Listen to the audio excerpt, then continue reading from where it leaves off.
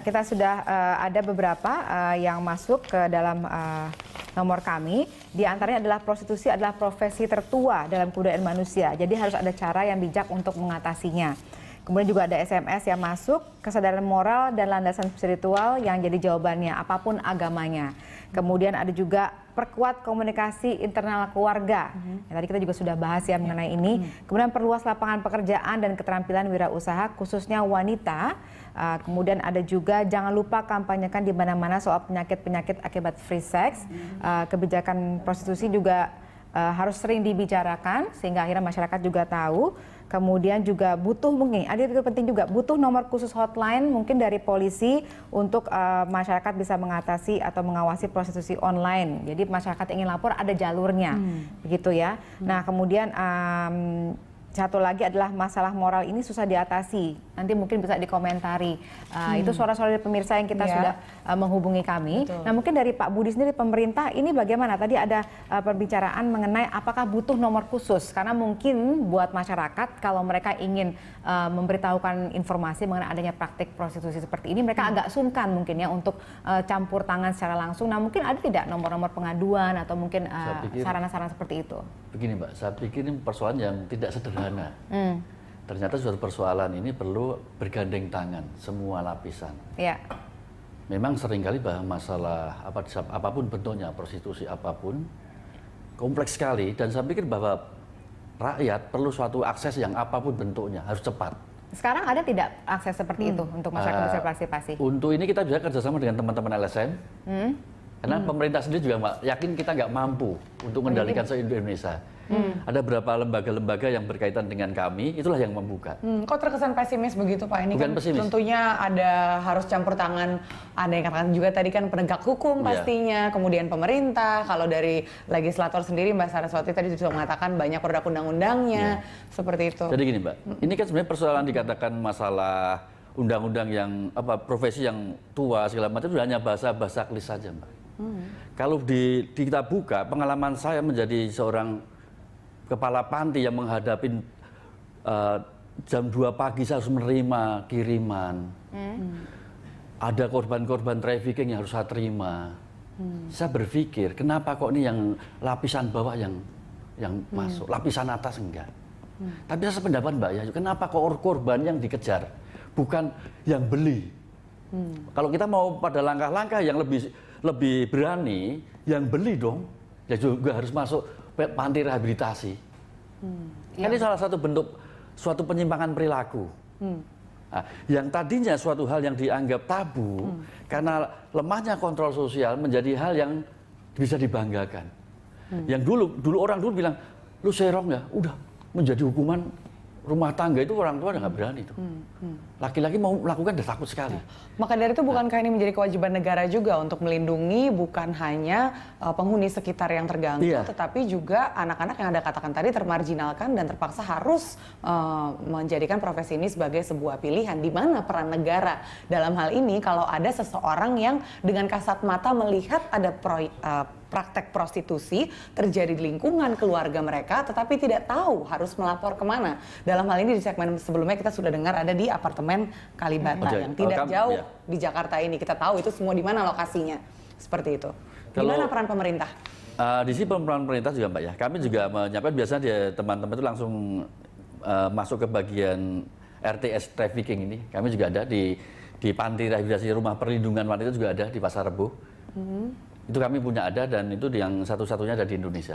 Nah, itu mungkin kan panti rehabilitasinya. Lalu bagaimana tadi yang maksudnya pemirsa adalah ketika mereka ingin memberitahukan kepada pihak yang berwajib mungkin untuk bisa membantu supaya praktik ini bisa di-stop begitu Pak. Ini kan bentuk kepedulian masyarakat juga. Ya, kami punya ini Mbak, kami punya tim TRC, tim reaksi cepat yang biasa ada aduan. Lupa saya.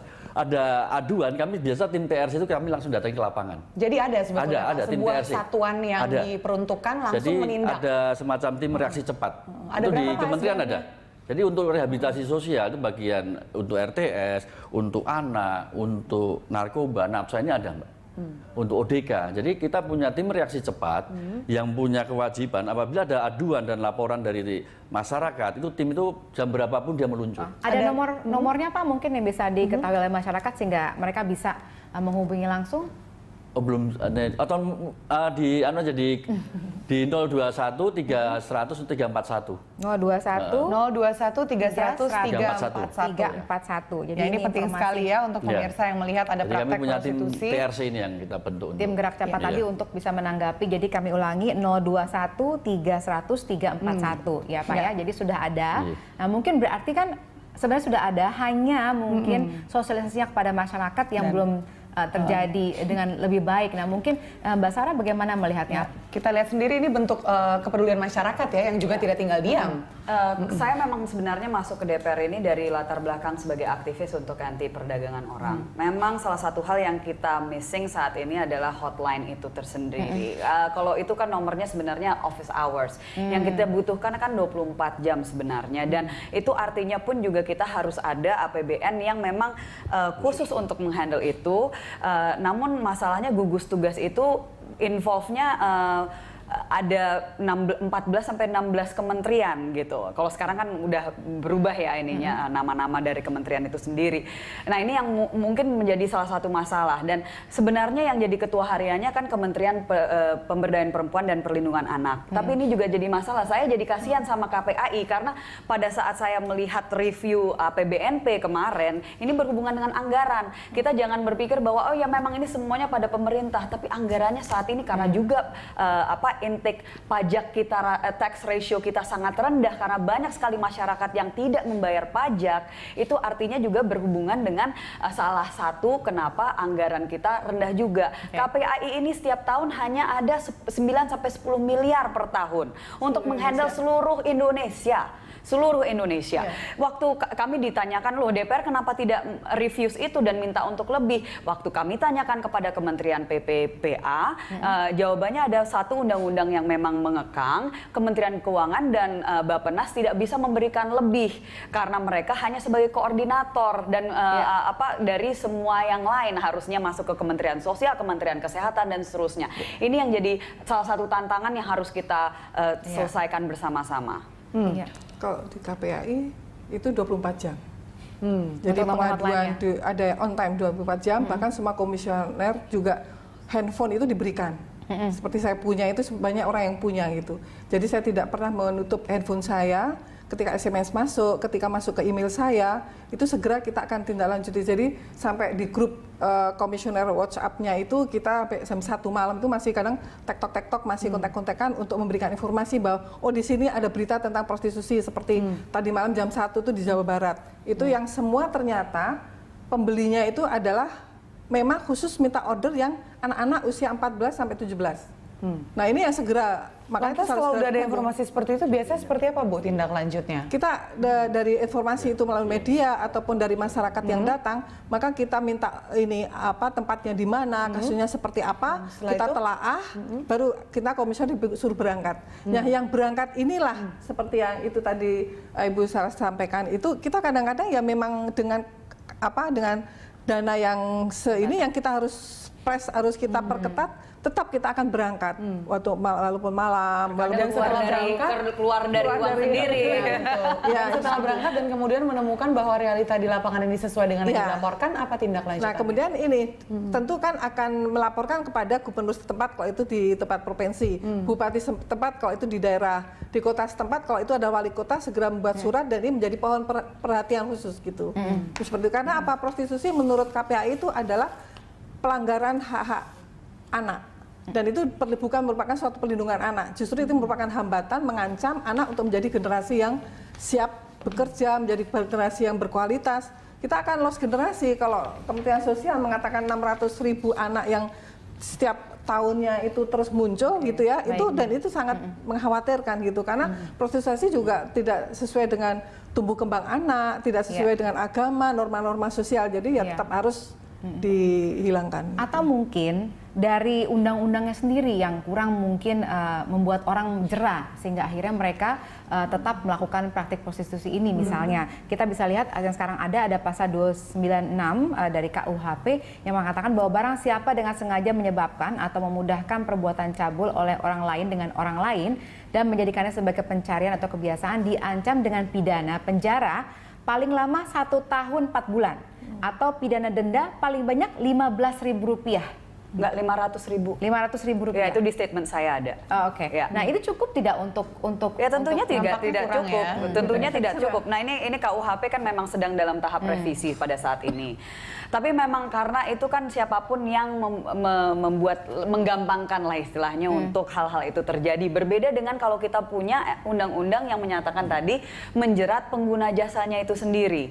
Itu yang Swedia dan Norwegia sudah melakukan, dan kenapa tingkat untuk perdagangan orang di sana itu sangat rendah, terendah di dunia, di seluruh dunia. Amerika beberapa tempat masih mengizinkan, beberapa state masih mengizinkan prostitusi legal, tetapi beberapa tidak.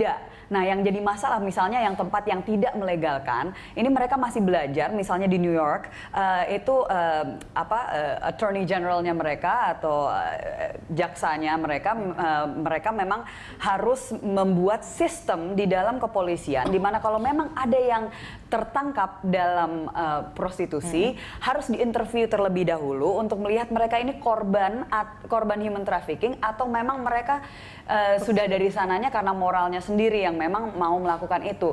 Kalau memang rupanya terbukti ini adalah korban dan itu dengan step-step yang sangat harus luar biasa hati-hati, karena ini berhubungan dengan sindiket dan mafia. Kebanyakan tidak mau melaporkan kalau mereka berhasil untuk melarikan atau menyelamatkan diri karena mereka takut akan dikejar lagi, dan biasanya ini mafia dan sindiket yang tahu istilahnya kasarnya ngomongnya gini, gue tahu lu tinggal di mana, gue tahu keluarga lu di mana. Kalau misalkan lu ngapa-ngapain, bilang sama polisi, lu gue bunuh. Istilahnya kayak gitu kasarnya. Dan ini yang harus kita betul-betul lihat bersama, dan sebenarnya sekali lagi undang-undang untuk TPPO itu sudah ada. Tinggal satu hal itu yang itu prostitusi. Kalau misalkan KDRT pun juga sebenarnya sudah ada. Untuk perlindungan anak pun juga sebenarnya sudah ada. Yang saya sayangkan, saya salah satu yang tidak setuju kalau maksimal itu 15 tahun untuk masalah pedofile. Apalagi Indonesia sekarang, saya katakan tadi child sex tourism sebagai nomor 1 karena sudah ada informasi hubungan dengan internet, social media terbesar di dunia. Salah satunya memberikan informasi kepada NGO saya bahwa Indonesia sekarang nomor 1 di Asia dengan 70.000 child abuse material yang dilaporkan, dibanding dengan Bangladesh hanya 3.000. 70.000, 3.000. Dan artinya apa? Kita sedang ini krisis membiarkan untuk anak-anak kita, masa depan kita untuk di abuse, dan ini masa depan kita. Dan artinya apa juga? Dan kalau misalkan dari kategori 4 yang paling parah child abuse materialnya itu, mohon maaf, bukan perempuan, tapi korbannya adalah anak laki-laki. Ini masa depan bangsa yang kita bicarakan. Mbak Saras, kan tentunya secara ideal undang-undang yang Anda rancangkan ini akan tidak melegalkan prostitusi dan mencegah hal-hal yang barusan Anda jelaskan. Tapi kita tahu lebih bahwa ke menjerat, jadi jangan pidanakan korbannya, tapi menjerat pengguna jasanya. Kita masih sangat jauh dari katakanlah dan mucikari dan the business. Tindakan dan sistem penegakan hukum seperti yang Anda contohkan tadi di New York seperti itu. Lantas kalau sudah bagus undang-undangnya dan nanti kemudian pun disahkan, akan seperti apa ketika penegakan hukum ini sangat lemah sekali dan kepolisian pun tidak begitu memahami spirit dari undang-undang tersebut. Namun dijawabnya di segmen berikutnya. Saya akan kembali pemirsa usai jeda berikut.